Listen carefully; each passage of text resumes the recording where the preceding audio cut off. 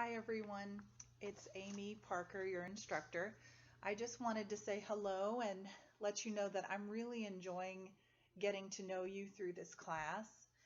And I'm really impressed with the diversity of experiences that you each have and bring to the table in various walks of life.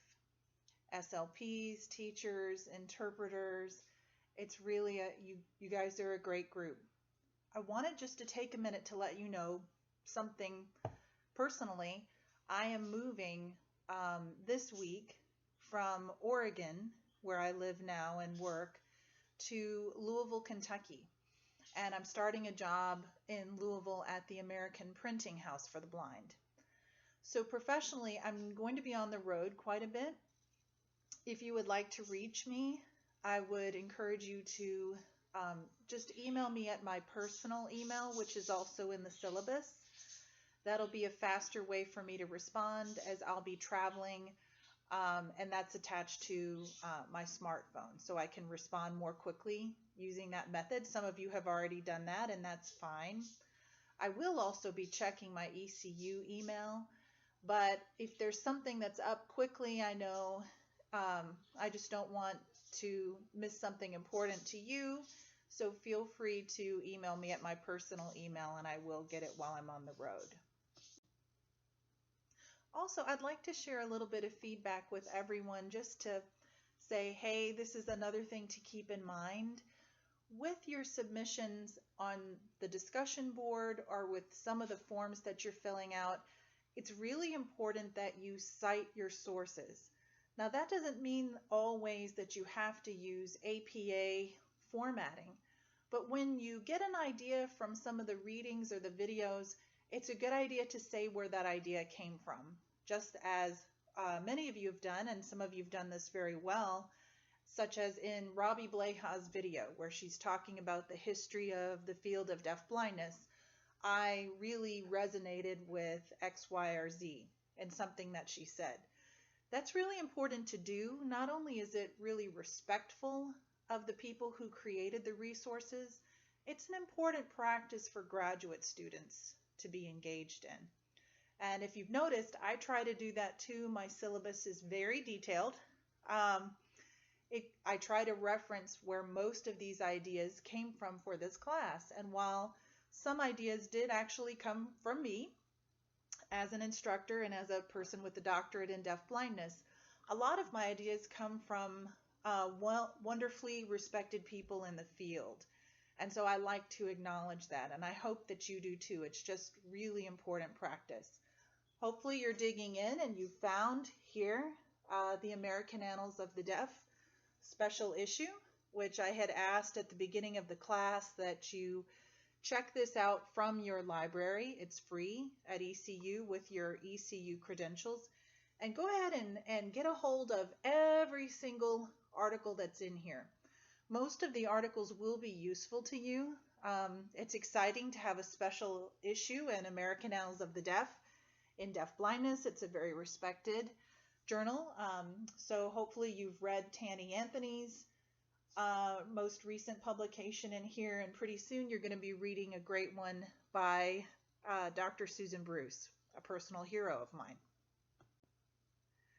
And I'm excited also, lastly, you've probably dug into and found online What Every Special Educator Must Know. This great book is published by the CEC.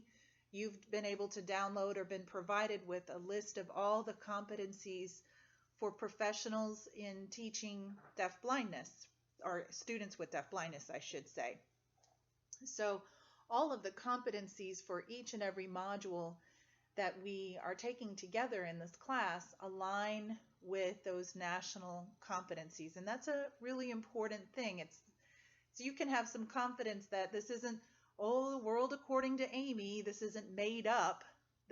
These are nationally recognized competencies that go through a process through the Council for Exceptional Children. I hope that some of you will consider going to the national convention, international convention, I should say, in Boston for the Council for Exceptional Children. There are going to be some very exciting things going on politically this year, in special education and in IDEA reauthorization.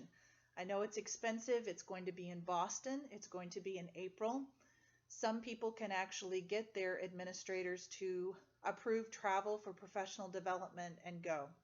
If you're going to be there, I'm going to be there, and I would love to meet you. I know it's a big ask, and some of you are instead maybe planning to go this summer to Orlando, Florida, to the Charge convention, the Charge conference in Orlando, and that's another very exciting, worthy, wonderful conference. Coming up next in our course together, you are not only going to be doing assignments and uploading them in Blackboard. I appreciate your sense of adventure, by the way, in trying to find where things are. My learning of Blackboard, this is a new version of Blackboard to me. I taught at Texas Tech University at the graduate level, but it was a very different version of Blackboard. So I'm learning as I go, and I also got access to the course immediately before the course started. So I appreciate you poking around and helping each other out. I'm not counting you late for these first weeks on the assignments because you're navigating just like me. I do hope by now you're starting to get a feel for it and see that it's pretty simple to find the assignment place and upload things. And always do feel free to email me. This is not a gotcha. This is not a trick.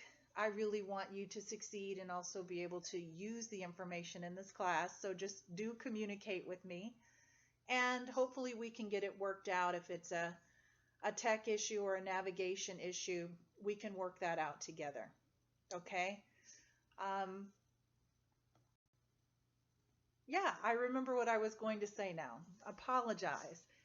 I would really like you all to look ahead in the syllabus and start thinking about your artifacts that you're going to be creating about your own practice. Hopefully you have read the syllabus or you're talking to each other about it. Feel free to ping me a question about it if you'd like to, or we can even set up an appointment to talk via Skype or on the phone if that's helpful to you.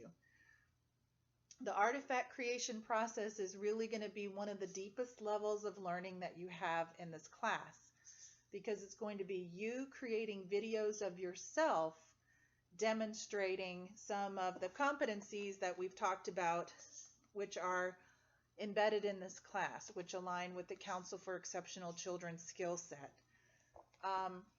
Be reading ahead about that in the syllabus. Again, at the end, it kind of explains it. If it's not clear, please again ask me a question. I'm very excited to be with you and to be your instructor, and I love hearing about the students that you're serving or the clients that you're serving, and I really appreciate the thought that you're putting into some of this work, because you know, when we do right by these students, when we give it our best and we demonstrate best practice to the best that we can, it really makes a difference in someone's life. And that difference can last year after year as someone builds upon their skills. So thanks for your sense of adventure and for being in this class with us together. See you later.